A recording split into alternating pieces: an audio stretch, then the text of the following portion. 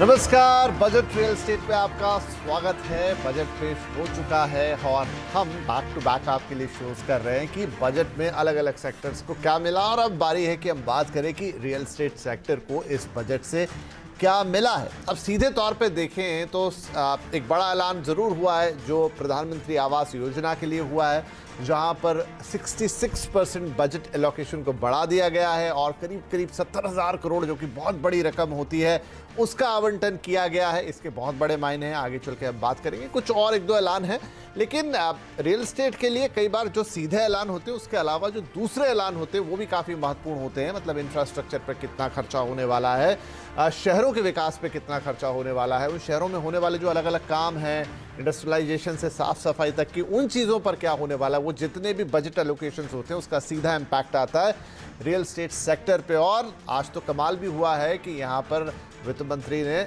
Middle class को कहें एक तोहफा दिया है न्यू टैक्स रिजीम में। बातें उसके बारे में काफ़ी ज़्यादा हो रही है, उसका क्या इम्पैक्ट आएगा घर खरीदार के ऊपर, ये भी जानना बड़ा ज़रूरी होगा। तो ये सारी बातें आज हम करेंगे, समझेंगे एक अलग पर्सपेक्टिव से रियल एस्टेट को क्या मिला है इस बजट से। हमारे साथ शामिल हो रहे हैं कुछ खास मेहमान। राजन बंदिलकर साहब प्रेसिडेंट नैरेडको कार्यक्रम में हैं, हर्षवर्धन पटोदिया प्रेसिडेंट क्रेडाई कार्यक्रम में जुड़ेंगे, अनुज पुरी साहब मेरे साथ आज स्टूडियो में मौजूद है, एमडी एनारॉक, और Shri Gopal Kabra MD RR global हमारे साथ जुड़ गए। आप सभी का बहुत बहुत स्वागत है।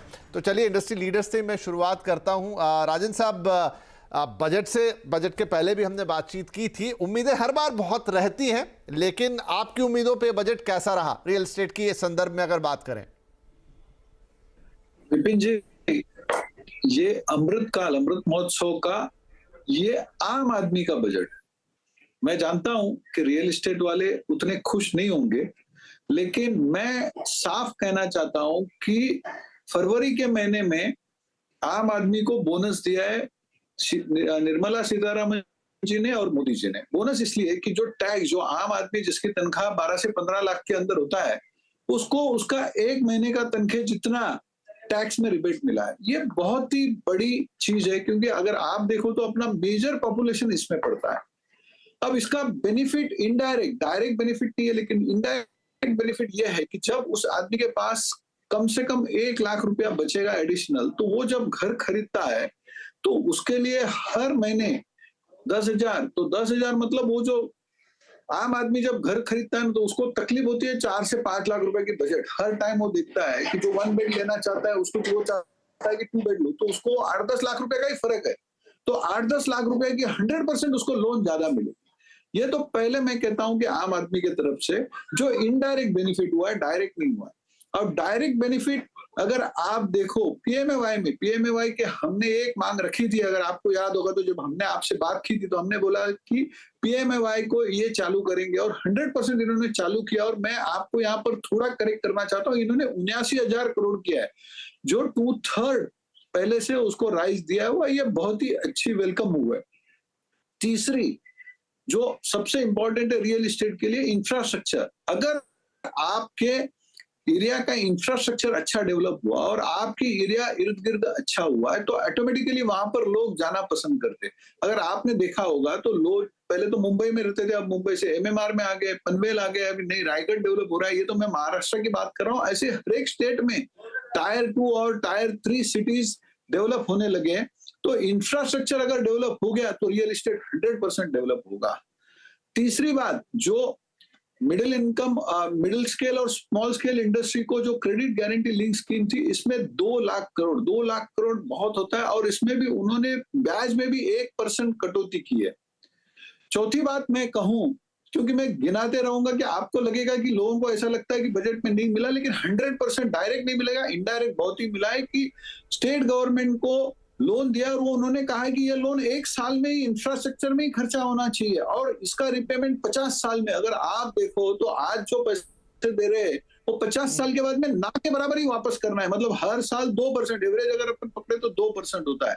आम आदमी जिसको रेलवे में वगैरह जाना रहता है, रेलवे में करीब करीब 2.5 लाख करोड़ तक का निवेश कर रहे हैं। और अगर आप देखो तो रियल स्टेट में जो हम लोग बोलते हैं मैंग्रोव्स वगैरह, जो CRZ का प्रॉब्लम है, तो उसको भी इन्होंने बजट में एड्रेस किया, जिसकी वजह से क्या होगा कि आज जितनी भी जगह पर अपने को लग रहा है कि वाटर लॉगिंग हो रहा है, जो भी हो रहा है, जो सिटीज में, इसमें 100% बेहतर हो जाएगा।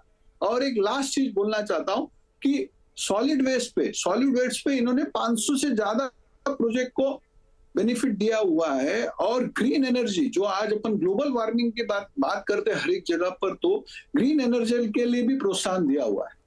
ठीक है, तो राजन साहब ने बहुत डिटेल में बजट की स्टडी की लग रहा है और वो सारे पॉइंट्स रखे। अनुज जी, मुझे बताइए कि हाँ ठीक है, रियल स्टेट की बहुत उम्मीदें रहती हैं, लेकिन ज़रूरी नहीं हर बार वो उम्मीदें एज इट इज़ उनके टर्म्स में पूरी हो। लेकिन जो ये दूसरे ऐलान होते हैं इंफ्रास्ट्रक्चर से लेकर तमाम चीज़ें, राजन जी भी जिनकी बात कर रहे थे, क्या इसका वाकई में रियल स्टेट को फ़ायदा मिलता है? 100% विपिन, 100% मिलता है। इसमें 3-4 चीज़ों का है। एक है कि इंफ्रास्ट्रक्चर जब आप डालते हो तो लार्ज लैंड पार्सल्स खुल जाते हैं। आज बॉम्बे में देखो प्रॉब्लम क्या है रियल एस्टेट की प्राइसिंग की, कि 70-80% जो है वो लैंड की प्राइस है, लैंड की कॉस्ट है। अगर आप इंफ्रास्ट्रक्चर डाल देते हो तो lots of land parcels open up. अगर जैसे आप कभी भी एरोप्लेन से लैंड कर रहे हो, 4-5 मिनट पहले देखना आप, इतनी लैंड है इतनी लैंड है, बट बिकॉज वो कनेक्टिविटी नहीं है, इसलिए वो हम जितनी भी लैंड खुलती है वो इतनी महंगी बिकती है। जैसे ही ये इंफ्रास्ट्रक्चर डलेगा वो लार्ज लैंड पार्सल्स खुल जाएंगे, लैंड के दाम जो है वो कम हो जाते हैं, पेरिफेरल में हो जाते हैं, लोग रहना लग जाते हैं। जैसे राजन ने अभी करेक्ट बोला कि रायगढ़ शुरू हो गया, ऐसे सेवरल अदर प्लेसेस। सो पहली बात वो है। सेकेंड इज विपिन, इसमें इंडस्ट्रियल को फायदा होता है, वेयर हाउसिंग को फायदा होता है। थर्ड है जैसे डिजिटल बोला, डिजिटल में IT इंडस्ट्री को इंडिया की बहुत फायदा होता है, उससे ऑफिसेस का हमारे को बहुत ज़्यादा इंप्रूवमेंट मिलती है। चौथा, इन्होंने Tier 2 Tier 3 टाउन पे काफ़ी फोकस दिया है। और मेरे को ये लगा कि ये कोविड का एक आफ्टर रिएक्शन है कि lot of people have gone back to Tier 2 Tier 3 towns. So honourable finance minister has earmarked 10,000 crores and said is आप म्यूनिसिपल बॉन्ड्स रेज कर सकते हो कि जो अर्बन इंफ्रास्ट्रक्चर है वो Tier 2 Tier 3 के अंदर उसको इंप्रूव कर दो, ताकि जो लोग वहां पे रह रहे हैं उनको और कंफर्ट हो जाए और वो नेसेसरली Tier 1 में वापस नहीं जाए। सो इसका इनडायरेक्ट बेनिफिट आपको काफी मिलता है, एक इंफ्रास्ट्रक्चर में, एक इन्वेस्टमेंट में, चाहे वो ऑफिस हो, चाहे इंडस्ट्रियल हो, चाहे रेजिडेंशियल हो। एक डेफिनेटली एक नेगेटिव आया है, वो मे बी हम बात करेंगे एट सम स्टेज, कि जो हमारे पास कैपिटल गेन का जो एग्जेम्पशन मिलती थी वो आज की डेट पे 10 करोड़ पे लिमिट कैप हो गई है। तो डेफिनेटली जो लग्जरी बिकता था, माल जो बिकता था एंड बॉम्बे में बहुत जबरदस्त बिक रहा था, वो definitely lot of people would make capital gains on the stock market and वो इन्वेस्ट करते थे रेजिडेंशियल प्रॉपर्टीज के अंदर। 28% उसके अंदर बेनिफिट मिलता था। विपिन 28%, तो आप 50 करोड़ का खरीदते थे या 100 करोड़ का खरीदते थे या 20-30 करोड़ का खरीदते थे घर, तो 28% उसका मिलता था। आज की डेट पे वो कैप हो गया 10 करोड़ पे। सो वो डेफिनेटली एक वित्त मंत्री को यहाँ लगा कि 10 करोड़ वो रकम है जिसके ऊपर शायद बचाने की जरूरत नहीं है, तो वो एक सेटबैक जरूर होगा। जो लग्जरी रेजिडेंशियल रियल एस्टेट था वहां पर एक इम्पैक्ट आता हुआ दिखेगा। हर्षवर्धन जी, तो ये तो वो कुछ बातें हो गई, लेकिन एक जो प्रधानमंत्री आवास योजना के तहत ऑलमोस्ट 66% की जो बजट इंक्रीज है, 70,000 करोड़, बहुत बड़ी रकम होती है। इसका क्या असर देखते हैं आप? क्या इससे इंडस्ट्री को एक नया बूस्ट मिलेगा? और खासतौर पर अफोर्डेबल हाउसिंग जिसकी बात होना थोड़ा कम हो गई थी पिछले 1-2 साल में, वो फिर से उभर कर आएगी? विपिन जी, अफोर्डेबल हाउसिंग को डेफिनेटली बहुत बड़ा बूस्ट मिलेगा। 79,000 करोड़ बहुत बड़ा रकम होता है, परंतु ये जो रकम है इसका यूज बेसिकली गवर्नमेंट हाउसिंग और पब्लिक हाउसिंग के ऊपर ही होने वाला है। And this is going to be actually beneficial to the lowest strata of our society.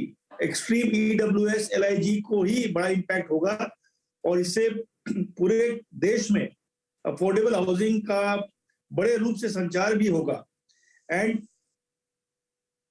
पूरे सोसाइटी को इसका बेनिफिट होगा। बिकॉज अफोर्डेबल हाउसिंग वालों जिसको अफोर्डेबल हाउसिंग मिलती है, सोशल इम्पैक्ट भी बहुत बड़ा होता है in terms of stability of life and एक अलग साइकोलॉजिकल इम्पैक्ट इसका होता है। सो आई थिंक ये बहुत बड़ा मूव है कंट्री में इंक्लूजन का और लोअर स्टेट ऑफ सोसाइटी को अपलिफ्ट करने का बहुत बड़ा ये मूव है। एंड इसके लिए I commend the honourable finance minister as well the prime minister for bringing out this policy under PMAY for allocating such a huge amount of money. हर्ष जी, क्या थोड़ी निराशा हुई? आप भी चाहते थे, इंडस्ट्री बॉडी पूरी चाहती थी यहाँ पर कि जो रेंटल हाउसिंग है उसको लेकर भी कुछ ऐलान होता, पर वो आता दिखा नहीं। इस बजट में शायद नहीं है, तो we will have to make our case more stronger. Maybe we present in a more kind of convincing way to the minister and see how we can achieve this, because there is definitely need for rental housing boost in the country. जी जी, जरूर। तो आगे आने वाले budgets पे नजर रहेगी उस पर। श्री गोपाल जी, एक चीज मैं आपसे समझना चाहूंगा, वो ये कि देखिए, अभी राजन साहब भी बोल रहे थे कि जो नई टैक्स रिजीम है उसका फायदा ये होगा कि एक डिस्पोजेबल इनकम आएगी बहुत सारे यंगस्टर्स के हाथ में जो नई नौकरी कर रहे हैं या मिड में है अपने करियर के। लेकिन दूसरी तरफ ये भी है कि एक तरह का डिस्करेजमेंट है ओल्ड टैक्स रिजीम को, जहां पर आपको ब्याज पर छूट मिलती थी होम लोन के, या प्रिंसिपल पे भी मिलती थी। तो क्या इंपैक्ट आप देखते हैं? मतलब इसके ये 50-50 टाइप का मामला है, लेकिन इसका ओवरऑल इंपैक्ट क्या होगा? क्या नए लोग थोड़ा डिस्करेज होंगे घर खरीदने से, सोचेंगे ही नहीं कि मुझे घर उस पर्सपेक्टिव में खरीदना है, या फिर जो डिस्पोजेबल इनकम हाथ में आ रही है पहली थॉट यही होगी कि चलो पहले घर ले लेते हैं? कैसे समझें इसको? इसमें लोग डिस्करेज तो नहीं होंगे, क्योंकि देश में एक माहौल बन गया घर लेने का। और जो प्रधानमंत्री आवास योजना में जो ये इससे क्या होता है कि एक तो गरीब लोगों को घर मिल रहा है, वो हो गया। लेकिन देश में बिकॉज ऑफ ये सबको घर का जो प्रधानमंत्री का नारा है, उसके कारण से जो देश में एक माहौल बना घर का, और कोविड के हिसाब से जो लोगों को घर का महत्व समझा है, एक अच्छी बात है।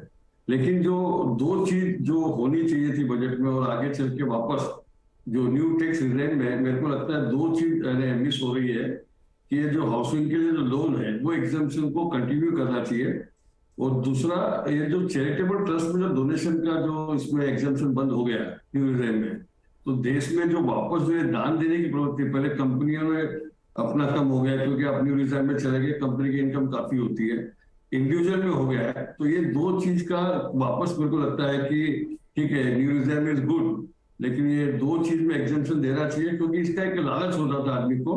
इसी कारण से लोगों की इन्वेस्टमेंट रियल एस्टेट में होती थी, और मेरे को ऐसा लगता है कि रियल एस्टेट से ज्यादा सेफ इन्वेस्टमेंट दूसरा कोई इन्वेस्टमेंट हो नहीं सकता है। तो इस पे वापस मैं रिक्वेस्ट करूंगा क्रेडाई और मेरिट को, दोनों से, साथ में अनुज जी इतने विद्वान है, कि सरकार से टैक्स रिजीम में ये दो चीज के लिए हमको डिमांड करनी चाहिए। और लेकिन ये इसके कारण से जो पैसे बच रहे एक्स्ट्रा, वो कहीं ना कहीं कंपनसेट हो रहा है, लेकिन वो हाथ में कुछ नहीं आ रहा, उतना तो उतना ही रह रहा है। गोल घुमा के हम वही के वही खड़े थे। टैक्स हमने मेरा खुद का भी देखा, जो न्यू रिजीम में और पुराने रिजीम में जो हाई इनकम टैक्स में हम लोग जो है जो 42.5 का 39 हो गया है, लेकिन उसमें उल्टी का कुछ ₹1 का फायदा नहीं हो रहा है।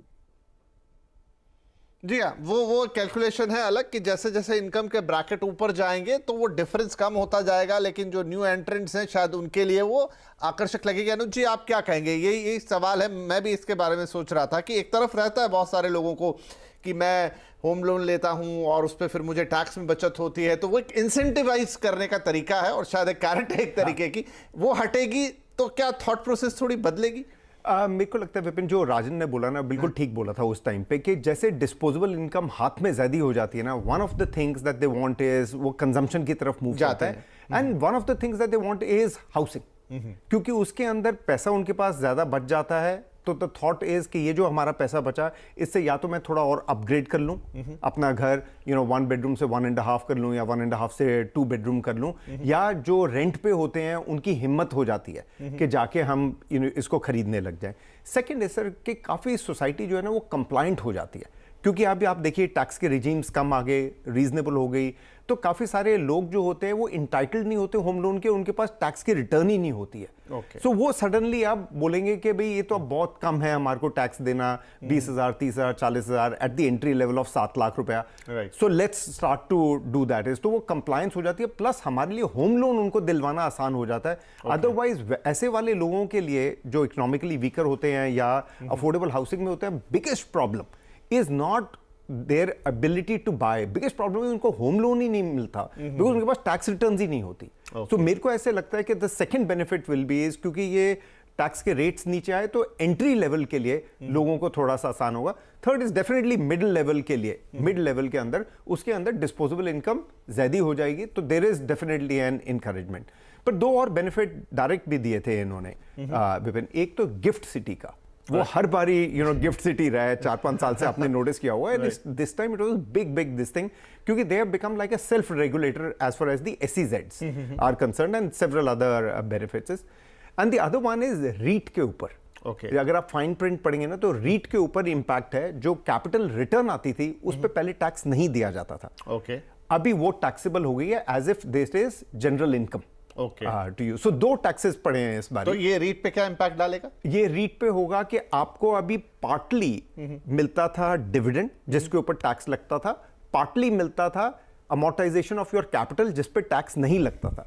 अब टैक्स लगेगा उस पार्ट पे भी. तो 2 टैक्स न्यू आए हैं. एक है जो 10 करोड़ की कैप हो गई है, और एक है रीट के ऊपर जो आपको कैपिटल रिटर्न मिलती थी from to the unit holder, वो पहले टैक्सेबल नहीं थी. अब यूनिट होल्डर के हाथ पे एज रेगुलर इनकम, अगर मेरी जो टैक्स ब्रैकेट है अगर 35% की है तो मेरे को 35% उसके ऊपर टैक्स लगने लग जाएगा. राइट. तो क्या इससे थोड़ा डिस्करेजमेंट होगा? ये देखने वाली बात होगी, क्योंकि रीट्स को तो प्रमोट करने की बात है, थोड़ा और बढ़ावा देने की बात है. और दूसरी जिस लग्जरी हाउसिंग की हम बात कर रहे थे, खैर उसमें वित्त मंत्री का अपना नजरिया हो सकता है. तो यहाँ एक छोटा सा ब्रेक लेते हैं. ब्रेक के बाद इस चर्चा को आगे बढ़ाएंगे कि यहाँ से ये बजट रियल एस्टेट के लिए और क्या दशा और दिशा तय करेगा, और जिस इम्पैक्ट्स की हम बात कर रहे हैं क्या वो बड़े इम्पैक्ट है, उससे कुछ खास फर्क पड़ने वाला है रियल एस्टेट पर या नहीं. ये सारी बातचीत इस ब्रेक में.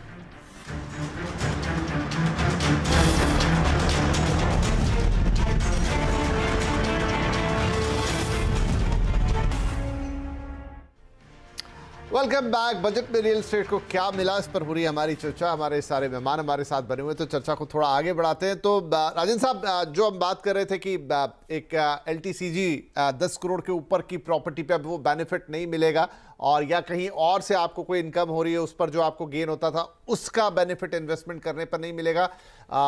जो अफोर्डेबल हाउसिंग या मिड लेवल हाउसिंग उनकी बात हम करते रहे, लेकिन 1-2 साल से हमने देखा था कि बाजार को चलाने में जो हाई एंड हाउसिंग थी या लग्जरी हाउसिंग थी उसका काफी हाथ था. क्या यहां से थोड़ा सेटबैक आएगा? सर 100% आएगा, और वो सेटबैक मैं कहता हूं कि मेजर मेट्रोस में आएगा.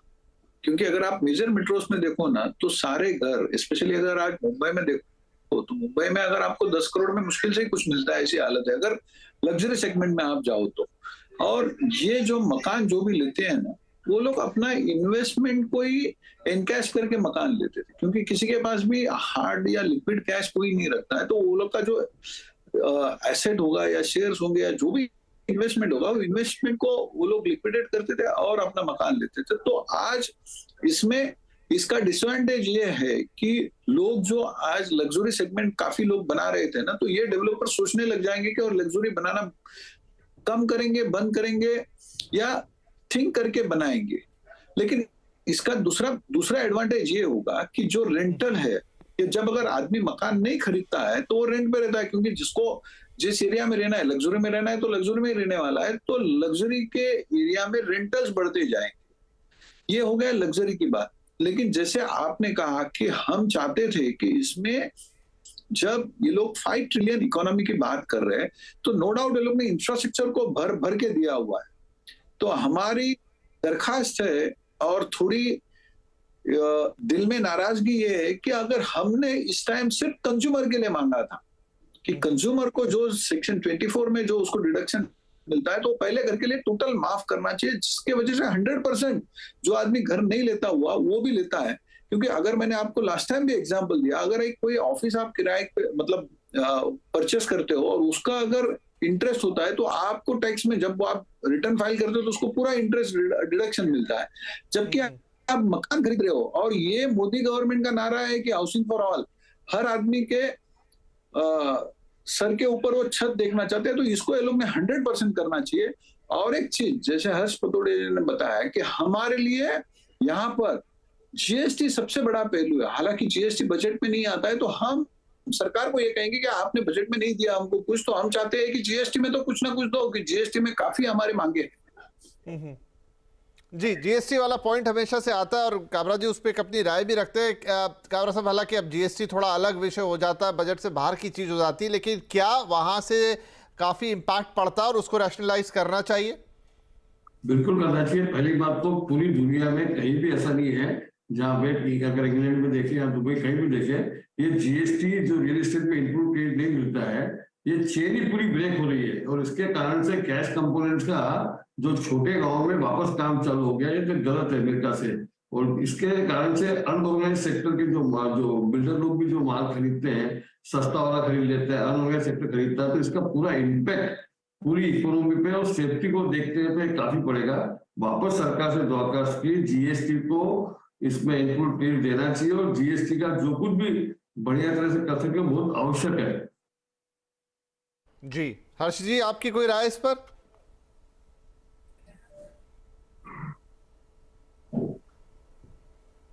हर्ष जी, आपसे सवाल। आवाज नहीं आ रही है जी, मैं पूछ रहा था क्योंकि जीएसटी की बात चल रही थी और ये बार बार निकल कर आता है, जीएसटी का जो रैशनलाइजेशन है, और इंडस्ट्री इससे काफी परेशान रहती है। आप भी यही राय रखते हैं जो काबरा जी और राजन साहब कह रहे हैं? 100% ये राय है हमारी भी। जीएसटी रैशनलाइजेशन से रियल एस्टेट में कॉस्ट इंपैक्ट भयंकर रूप से बढ़ गया है। इनपुट जो नहीं मिल रही है, इसके कारण specially in the affordable housing segment तो बहुत ही बड़ा फर्क पड़ा है। एंड ये इनपुट इंडस्ट्री के लिए अति आवश्यक रिक्वायरमेंट है। जी ठीक है, वो हमेशा से एक बात आती थी। सर आप क्या कहेंगे, ये थोड़ा सा परेशान करती है कम्युनिटी को, डेवलपर कम्युनिटी को, जो जीएसटी वाली चीज है? ये ठीक बोल रहे हैं। इसके अंदर विपिन के क्रेडिट मिलना चाहिए। जो काबरा साहब ने बोला कि वो ठीक बोला है, उसके अंदर कि इनपुट क्रेडिट इसका होएगा, अदरवाइज क्या कस्टमर ही बेयर कर रहा है। हाँ। इसका ब्रांड जो है कस्टमर ही बेयर कर रहा है। So clearly there has to be something more thought that needs to be applied, but आपने ठीक बोला कि ये बजट की बात नहीं है, it is beyond this thing. So at some stage जैसे राजन ने बोला कि हमारी रिक्वेस्ट है to the ministry कि एक बार आप इसको कंसिडर करें outside the budget. राइट तो चलिए, बहुत सारी उम्मीदें थी, बहुत सारी चीजें हैं। अब ये जैसे जीएसटी की बात हुई, लेकिन ये तो थोड़ा प्रीव्यू के बाहर चला जाता है, बजट के अब अलग है पूरा मामला उससे। एट लास्ट देखिए, रियल एस्टेट को कितना मिला कितना नहीं मिला एक अलग बात है, और हम कहते हैं कि रियल एस्टेट इतने सारे इंडस्ट्री को, दूसरी लाइट इंडस्ट्री को चलाता है, रोजगार देता है, तो जब वहां भी कुछ होता है तो उसका इंपैक्ट भी रियल एस्टेट पे आता है। तो ओवरऑल बजट कैसा है? क्या ये हाउसिंग को बूस्ट करेगा? क्या ये लोगों के घर के सपने को पूरा करेगा? उस आधार पे मैं अपने सारे मेहमानों से इसके लिए मार्किंग देता हूं। अनुज जी से शुरू कर देता हूं मेरे साथ स्टूडियो में। सर 10 में से कितने मार्क्स आप इस बजट को देंगे? अमृतकाल का बजट इसे कह रहे हैं। तो ओवरऑल बजट को मैं 9.5 दूंगा। ओके, रियली आई मीन, हमने बात नहीं करी, बट आप कैपेक्स वगैरह की देखें, 10.5 लाख करोड़ रुपया यूजुअली क्या होता है विपिन, उसका ना 5 to 6 टाइम्स इंपैक्ट पहुंचता है इकोनॉमी में। तो मतलब 50-60 लाख रुपया, करोड़ रुपए का इंपैक्ट पहुंचा। तो 9.5/10, रियल एस्टेट में 8.5/10। चलिए ठीक है, बुरे नहीं है ये मार्क्स। हर्ष जी कितने नंबर देंगे बजट को? रियल एस्टेट के हिसाब से I agree with Anuj, 8.5, 8.5/10. Otherwise, I would say 9/10 on the overall growth-oriented budget. It's a fantastic policy-oriented budget, and for the future of the country, जो points उन्होंने रखा है बजट में, जो growth areas रखा है, it's really important for the country. Gopal ji कितने अंक आपकी तरफ से? 10 में से 9 दूंगा मैं कहूंगा कि चुनाव और इकोनॉमी दोनों को देखते हुए बजट बहुत बढ़िया है। चलिए, तो बड़े फ्लाइंग कलर्स में पास हो रहा है। 10 में से 9 आपने भी दे दिए। और राजन साहब, फाइनली रियल एस्टेट और ओवरऑल बजट पे क्या आपकी मार्किंग रहने वाली है? सर ओवरऑल में मैं भी 10 में से 9 दूंगा, लेकिन रियल एस्टेट में मैं, ये दोनों मेरे मित्र हैं उनसे सहमत नहीं हूँ। रियल एस्टेट में मैं 6 ही दूंगा, क्योंकि उम्मीदें ज्यादा थी। जी, उम्मीदें ज्यादा थी, उस हिसाब से थोड़ा कम हुआ। तो यहाँ राजन साहब ने थोड़ी सी, जिसे कहते हैं ना, टाइट चेकिंग, टाइट मार्किंग कर दी है। 6 से ज्यादा अंक नहीं दिए। बाकी के हमारे जो टीचर थे थोड़े लीनियंट हैं, तो उन्होंने 8.5 के आसपास अंक दे दिए। वेल, तो ओवरऑल इंपैक्ट, चाहे वो आपके इनकम टैक्स से आए, चाहे जैसे कैपेक्स की हम बात कर रहे थे, इतना बड़ा, इतना ह्यूज पैसा, अल्टीमेटली इंपैक्ट तो इकोनॉमी पर ही आना है। साल में आगे बढ़ेंगे तब हम चलेंगे। कुछ चैलेंजेस भी हैं, नो डाउट, इस समय इकोनॉमी के अंदर, वर्ल्ड वाइड ही है, हमारे ऊपर भी वो आते हैं। लेकिन जो रफ्तार रियल एस्टेट ने पकड़ी है, मुझे लगता है कि वो रफ्तार कमोबेश रहेगी आगे, और यहाँ से चलते हुए कुछ और फैक्टर्स रहेंगे, इंटरेस्ट रेट वगैरह, जिससे कुछ चीज़ें डिपेंड करेंगी। लेकिन एक पुश तो देने वाला बजट ये है। रियल एस्टेट की मांगे बहुत थी, चलिए जो मिला वो सही। हर बजट में हर मांग पूरी हो ज़रूरी नहीं है, लेकिन उम्मीद हमारी हमेशा कायम रहती। बहुत शुक्रिया आप सभी मेहमानों का इस कार्यक्रम में शामिल होने के लिए। नमस्कार।